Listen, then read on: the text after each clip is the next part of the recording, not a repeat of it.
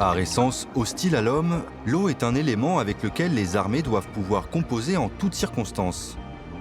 Océan, mer intérieure ou cours d'eau, il est à la fois environnement, obstacle ou frontière, mais aussi lieu de transit et vecteur d'infiltration. Des caractéristiques qui font de la maîtrise de ce milieu un enjeu majeur pour toute force armée. Objectif, la supériorité technique, tactique, opérative, voire stratégique. Pour l'atteindre, l'armée française peut s'appuyer sur des soldats spécialistes en la matière. Ils sont plongeurs de bord, plongeurs démineurs, nageurs de combat, sauveteurs-plongeurs ou encore plongeurs de combat du génie. Et tous ont fait de l'eau une seconde nature. Immersion dans le quotidien de ces soldats de l'eau.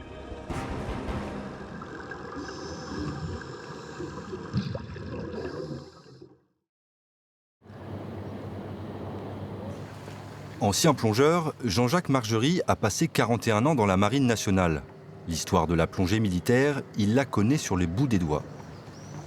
Les plus vieux documents que l'on trouve concernant cette aventure, cette épopée, dirais-je, datent des environs 1850, où la marine a décidé de former des gens en premier lieu pour récupérer tout ce qui tombait à l'eau ou pour intervenir sur les œuvres vives du bateau, c'est-à-dire tout ce qui est en dessous de la ligne de flottaison.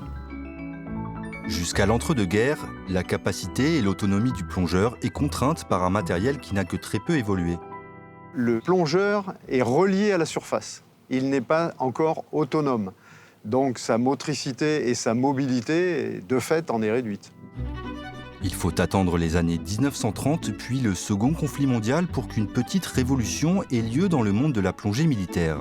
L'invention des premiers blocs de plongée et leur perfectionnement permettent aux plongeurs de passer sous l'eau d'une position verticale à une position horizontale avec une totale liberté de mouvement. Il a fallu attendre l'invention d'un appareil révolutionnaire, le fameux CG-42, CG pour Cousteau, Gagnant 42 pour 1942, qui par la suite a été modernisé et a évolué jusqu'à devenir le fameux Mistral. Et là, la marine va en acheter des quantités et va commencer la formation du personnel plongeur de bord. À partir de ce moment-là, un tout nouvel horizon se profile pour le métier de plongeur au sein de la Marine nationale. C'est le début d'une nouvelle ère. Dès l'immédiate après-guerre, l'état-major général de la marine a commencé à réfléchir à l'emploi opérationnel du personnel qui va dédier à la plongée.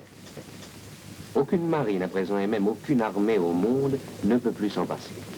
Mais au lieu d'homme grenouille, on dit plongeur de bord, plongeur démineur, nageur de combat. Une réflexion qui aboutit en 1952 à la création du commando Hubert, un corps d'élite de nageurs de combat dont la réputation n'est plus à faire et qui fait rêver tous les jeunes plongeurs de l'armée française. Le commando Hubert, c'est l'unité des nageurs de combat de la marine, qui mène les missions offensives de plongée de la marine nationale et du commandement des opérations spéciales. Grâce à leur bloc de plongée en circuit fermé, ils sont capables de s'infiltrer en toute discrétion sur des kilomètres. Et s'ils se sont aujourd'hui laissés filmer, ces hommes ont pour vocation d'être invisibles, indétectables. Contre-terrorisme, lutte contre le narcotrafic, renseignement, action coup de poing, ces soldats d'élite sont triés sur le volet. Pour entrer au commando Hubert, c'est une sélection qui est extrêmement difficile. Seulement 1 ou 2% d'un vivier initial de fusiliers marins qui va finir par être nageur de combat.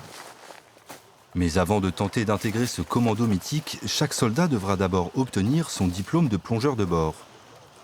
Et c'est ici, à l'école de plongée de Saint-Mandrier-sur-Mer, que tout se passe. Depuis 70 ans, les hommes et femmes de la Marine nationale et plus récemment de l'armée de terre, de l'armée de l'air et de l'espace, de la gendarmerie nationale, du service de santé des armées et les sapeurs-pompiers de Paris y apprennent à devenir plongeurs de bord. En alternance P1 puis P2, comme ça vous fait un petit temps de récup. Vous connaissez l'espace entre chaque repère? Le cours plongeur de bord est un prérequis pour les différentes spécialités que peut offrir la plongée militaire. Un plongeur de bord peut rester toute sa vie plongeur de bord ou décider d'engager un cursus un peu plus long, donc que ce soit le cours plongeur des mineurs, le cours nageur de combat, le cours plongeur hélicoptère et les plongeurs hyperbaristes du service de santé des armées.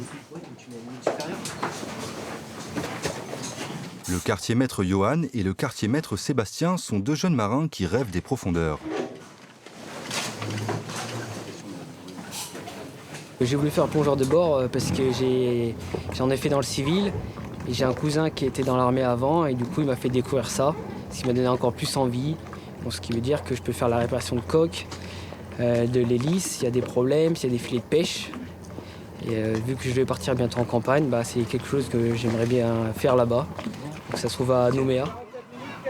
Si Johan aimerait rester plongeur de bord, Sébastien, lui, regarde déjà plus loin. Je suis SECNAV, donc c'est marin-pompier sur le bâtiment du PH Châteauneuf. Et sur une mission que j'ai faite, j'ai vu les plongeurs des mineurs et c'est ce qui m'a donné envie de faire plongeur, puis ensuite proposé à faire le plongeur des mineurs. C'est votre père. Mais pour y arriver, ces deux jeunes marins vont devoir valider leur formation. 6 semaines d'instruction intense où s'enchaînent activités physiques, plongée et cours théoriques. On commence, et là tu notes, on commence par les pieds, donc là les pannes, les chaussons, le couteau. On remonte, la ceinture, est-ce que la ceinture est bien réglée? La ceinture n'est pas assez serrée. La ceinture, je ne dois pas pouvoir passer la main. En gros, on plonge tous de la même façon. Pourquoi? Parce qu'il faut que de nuit ou dans des conditions de visite qui soient limitées, il faut qu'on puisse intervenir sur la personne si elle est inconsciente pour retrouver son matériel. Si admettons je perds mon couteau et que j'ai mon collègue à côté de moi, je sais qu'il va l'avoir sur la même jambe. De la même façon, je sais que les détendeurs, le principal est sur un côté et pas sur l'autre. Donc on peut agir sans voir, puisqu'on est gréé de la même façon.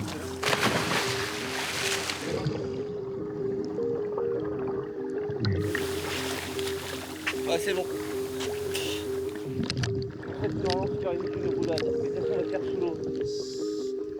Les gars, faut le dégonfler un peu pour le mettre sur le dos. Après quelques exercices de manipulation du matériel en surface, c'est l'heure de plonger pour nos deux élèves.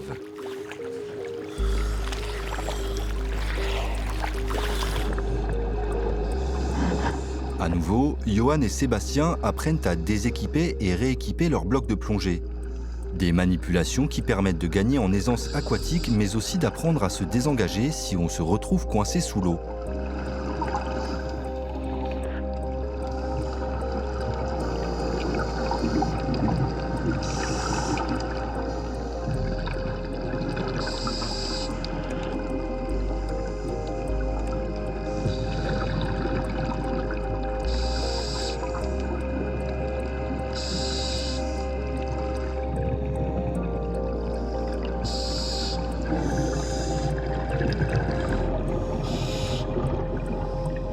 Une plongée qui se termine par un exercice particulier, une remontée sur expiration.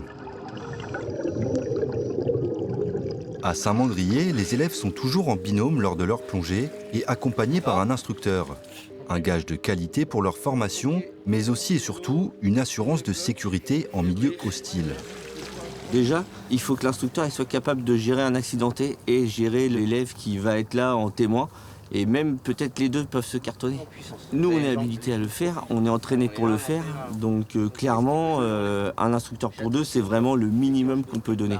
Ensuite, il y a beaucoup de gestes techniques, c'est un environnement qui n'est pas le nôtre. Pour le coup, il faut vraiment de l'accompagnement et c'est pas du luxe, c'est le minimum à avoir. Du bloc. Sous l'eau, la sécurité est un enjeu essentiel, mais le risque zéro n'existe pas. Ça va Virginie? Ouais, ça va. Dis-moi, t'as des nouvelles un peu des gars d'hier là? Alors pour parer à toute éventualité, l'école de Saint-Mandrier dispose sur place d'une antenne médicale et d'un équipement adapté. Donc là c'est le CM20 qui est le caisson de recompression, le plus gros caisson de recompression qu'on ait ici à l'école de plongée, qui est dans lequel on est capable de prendre en charge 2 accidentés de plongée simultanément et avec 2 SAS qui nous permettent de faire des relèves de personnel accompagnateur ou de médecins. Un outil qui permet de pallier le principal risque de la plongée, l'accident de désaturation. Le mélange de gaz respiré sous l'eau se comprime sous l'effet de la pression subaquatique et lors d'une remontée trop rapide, ce phénomène s'inverse et présente des risques. Et le risque sur l'organisme, c'est qu'on ait des petites bulles comme ça dans l'organisme qui voyagent dans l'organisme. Alors tant qu'elles sont d'une taille et d'un nombre modéré, on arrive à l'évacuer par la fonction respiratoire. Et quand malheureusement, soit le nombre, soit la taille des bulles est trop importante, ça peut devenir pathologique. Et puis du coup, on a un petit retentissement, on a un peu avoir un retentissement cutané, ostéo-articulaire, pulmonaire et puis surtout neurologique. Avec ce caisson, on recrée artificiellement la pression sous-marine afin de respecter les temps et les paliers nécessaires à toute remontée lors d'une plongée profonde. Un équipement dont il dispose à terre, mais également à bord des 2 embarcations prévues pour les exercices en pleine mer. Alors on reprend une respiration dite normale. Vous pouvez vous remettre dans votre bulle, imaginez que vous êtes dans l'eau, vous êtes en vacances où vous voulez. Ce matin, c'est une séance de sport un peu particulière à laquelle nos apprentis plongeurs prennent part. Une séance de top ou technique d'optimisation du potentiel. Un mélange de sophrologie et de yoga centré sur la respiration. Vous allez vous imaginer en train de remonter à la palme. Donc pour représenter un petit peu les mouvements de palme, vous pouvez vous déplacer, tourner en rond. Des techniques adoptées il y a 4 ans par la Marine nationale et auxquelles les élèves ne sont pas toujours habitués. Les élèves ne soupçonnent pas l'importance de ces exercices parce qu'il y en a qui arrivent bien à les apnées et que ça leur pose pas de problème. Seulement, en fait, le fait de faire ces exercices, ça va nous permettre de nous détendre, ça va permettre qu'ils soient à l'aise sous l'eau, de vraiment mécaniser tous les gestes, savoir quand ils prennent leur inspiration, le débit sur lequel souffler avec ces instruments. Et du coup, tout est ancré et les réflexes deviennent naturels. Sébastien en est convaincu, ces exercices vont l'aider à progresser. C'est assez sympa parce que ça relaxe vachement de la pression qu'on a un peu, la pression qu'on se met justement qu'on voit sur le cours. Donc du coup ça fait du bien de temps en temps de le faire et ça nous améliore tout ce qui est en apnée, tout ce qui va justement penser à bien se relaxer avant la plongée pour être calme et détendu.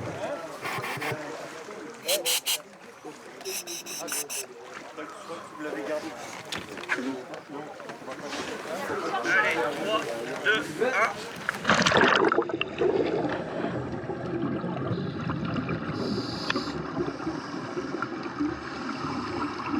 Au programme de la plongée aujourd'hui, toute une série d'exercices pour mettre en pratique et perfectionner ce qu'ils ont appris depuis le début du stage. Recherche de détendeur en apnée, nage sans palme et premiers travaux manuels. Autant de manipulations qu'ils vont devoir maîtriser à la perfection. Des exercices plutôt simples pour ce début de stage, mais la difficulté va augmenter tout au long des 6 semaines. Pour Johan et Sébastien, le travail commence à porter ses fruits et les progrès sont déjà perceptibles. Des sensations confirmées par leurs instructeurs. Là c'était bien, c'était la deuxième fois donc c'était un peu mieux que la première. Et meilleure sensation et on voit qu'on est un peu plus à l'aise dans l'eau au fur et à mesure et voilà. On voit déjà nos plongées la progression qu'il y a eu entre hier et aujourd'hui. On a fait de nouveaux exercices et déjà les instes aquatiques c'est bénéfique quoi. En 2 jours déjà c'est pas mal. Okay, donc, vous avez vu, avec 80% de réussite en moyenne, Johan et Sébastien sont encore dans la course pour valider leur cours. S'ils y parviennent, ils feront partie des quelques 13 000 plongeurs de bord formés depuis la création de l'école de Saint-Mandrier. À l'Audun-l'Ardoise, au 1er régiment étranger de génie, l'heure est aux préparatifs car on est à la veille d'un exercice de grande ampleur.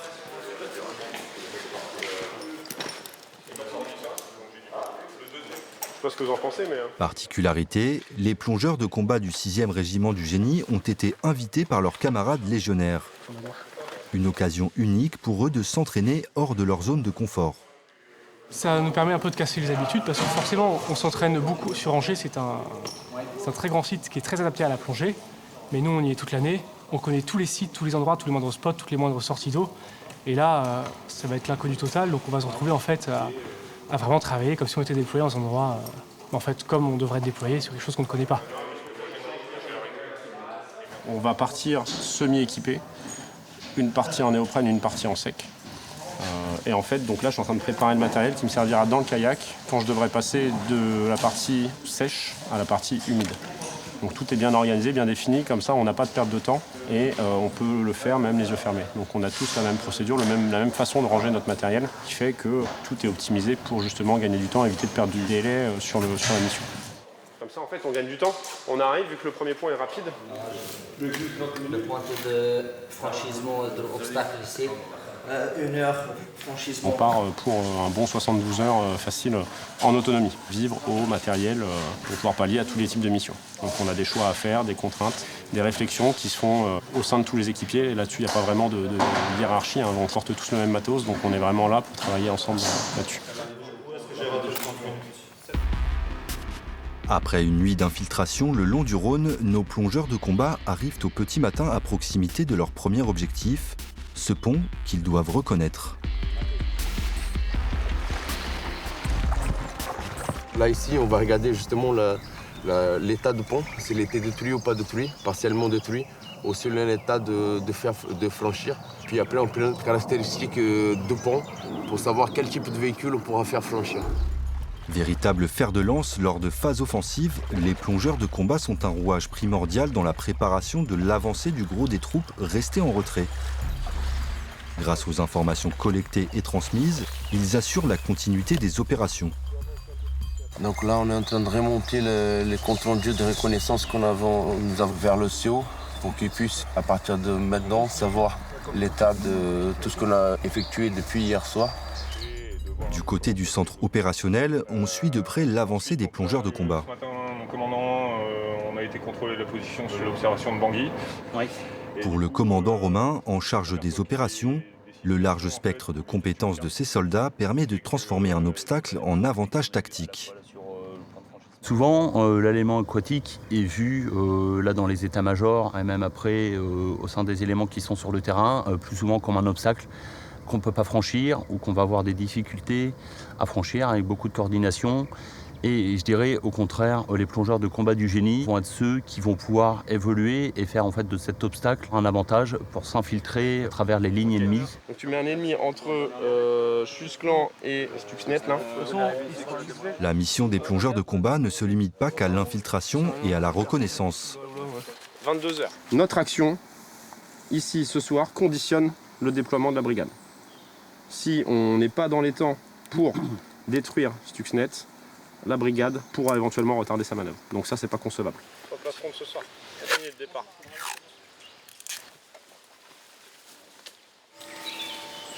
S'entraîner aujourd'hui pour être prêt demain, tel est l'objectif de ces plongeurs de combat.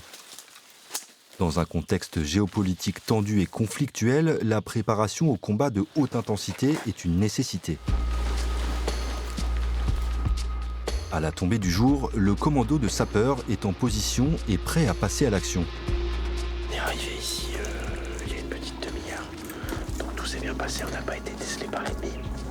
On a été en mesure, du coup, de prendre tout le renseignement qu'on avait besoin. Et donc là, les gars sont partis exactement avec les charges, accompagnés par un appui, donc qui lui va rester en permanence. Et ensuite, une fois qu'ils seront mis à feu, tout le monde va repasser ici, récupérer les sacs et on s'exfiltre. On a fait attention au nombre de charges qu'on doit mettre, on a fait des calculs pour calculer précisément combien il fallait pour détruire la structure. Et il faut respecter le délai qui a été donné pour la mission. Donc on nous a demandé de détruire l'antenne pour 21h30. Donc on va mettre à feu à 29h30 secondes. À savoir qu'on doit chacun activer 2 charges pour que la mission soit accomplie dans les délais.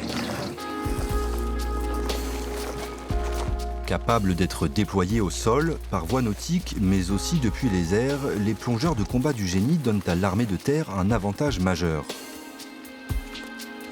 De son côté, l'armée de l'air et de l'espace n'est pas en reste. Sauf qu'ici, être plongeur ne veut pas dire que l'on passe son temps sous l'eau. Il y aurait 5 packs au sol. Au sol, ouais. Ça marche. Allez, on va préparer le matos. Nicolas et Pierre sont sauveteurs-plongeurs sur la base aérienne de Solenzara en Corse. Ils viennent d'être appelés sur une mission d'entraînement. Là aujourd'hui c'est un avion donc, qui a perdu contact radio-radar depuis 40 minutes. Donc on envisage forcément le pire, c'est-à-dire le crash. Et on sait qu'il y a 5 personnes à bord. On ne sait pas si on a des adultes et des enfants, donc on va envisager d'avoir des enfants aussi. On va prendre tout ce qu'il nous faut pour les secourir. Capables d'être prêts à décoller en 15 minutes, Pierre et Nicolas vont embarquer à bord d'un hélicoptère Puma. Ils sont accompagnés par un médecin, une infirmière et le reste de l'équipage. Aussitôt dans les airs, ils prennent la direction des montagnes corses.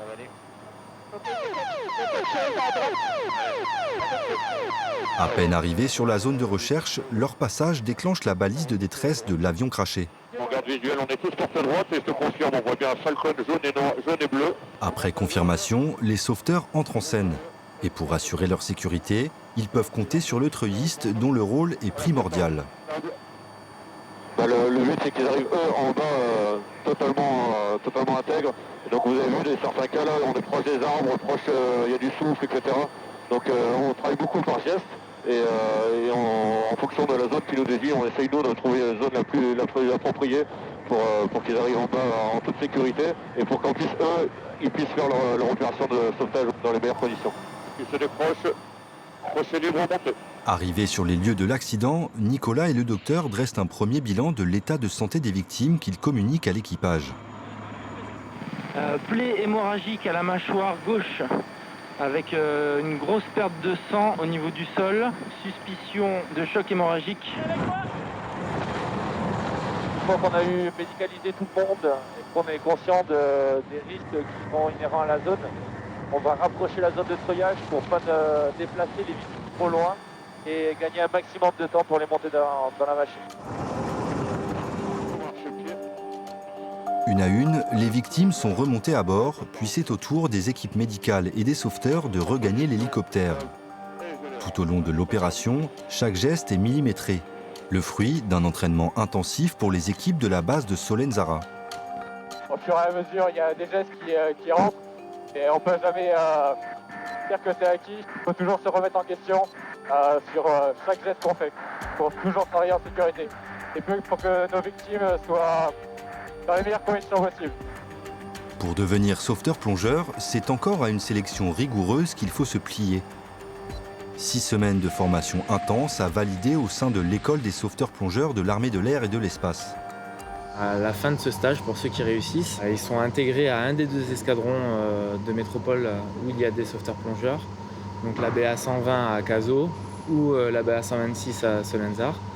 Et ils commencent une période de 6 semaines de parrainage, donc avec un chef plongeur qui va les encadrer pendant ces 6 semaines et reprendre l'intégralité de la formation pour l'appliquer à une phase opérationnelle. Chaque année, 4 à 6 jeunes sauveteurs-plongeurs sont formés ici à Solenzara. Ils y apprennent comment sauver des vies sur Terre, mais aussi en mer. Aujourd'hui, on va simuler un sauvetage de personnes qui sont sur un radeau de survie. C'est un vol un peu particulier puisqu'on a des jeunes à l'instruction qui sont en train de terminer leur 6e semaine de formation. C'est une grosse journée importante avec beaucoup de pression. Ouais. Afin d'arriver au plus vite auprès des victimes, les 2 apprentis sauveteurs optent pour la technique dite du dropping, un saut à quelques mètres de hauteur depuis l'hélicoptère. Une manœuvre courante grâce à laquelle les sauveteurs-plongeurs ont hérité du surnom de plouf. Ne vous inquiétez pas, si jamais vous dérivez, c'est pas grave, on reviendra sur vous à chaque fois. Ne vous inquiétez pas. D'accord. Ensuite, ils font leur premier bilan pour établir qui va être évacué en priorité, notamment les plus blessés. Ce qu'ils ont fait, ils ont fait l'évacuation par civière. Et ensuite, ils reviennent sur le canot pour évacuer les non blessés par brassière.